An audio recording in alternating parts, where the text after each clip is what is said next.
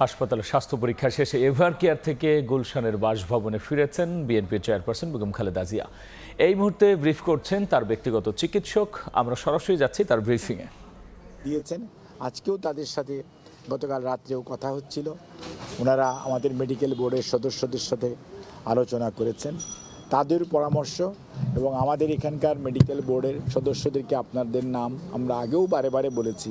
Professor doctor Shahabuddin Talukdar, professor doctor Fakhruddin Mohammad Siddiqui, professor doctor Nuruddin Ahmed, doctor Zafar Iqbal, doctor Ziaul Haq, doctor Abu Zafar Mohammad সালে।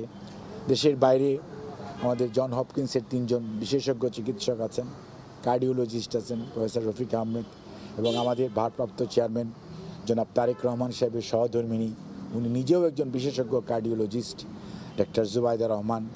উনিও এই মেডিকেল বোর্ডের সাথে সার্বক্ষণিকভাবে ম্যাডামের চিকিৎসার ব্যাপারে যোগাযোগ রেখেছেন এবং সব সময় ওনার চিকিৎসার ব্যাপারে মেডিকেল বোর্ড সার্বক্ষণিকভাবে অবহিত। কাজে আপনারা গতকালকেও এবং আজকেও যেভাবে ওনার চিকিৎসার ব্যাপারে দেশবাসীকে ওনার স্বাস্থ্যের ব্যাপারে জানানোর ব্যাপারে যে আপনাদের মধ্যে যে আগ্রহ, আমরা সেটা কৃতজ্ঞতার সঙ্গে স্মরণ করি এবং আমরা মনে করি আপনাদের মাধ্যমে দেশবাসীর কাছে আমরা আবেদনও করছি যে উনি নিজেও বলেছেন যে ওনার জন্য সবাই যাতে দোয়া করে ওনার সুস্থতার জন্য।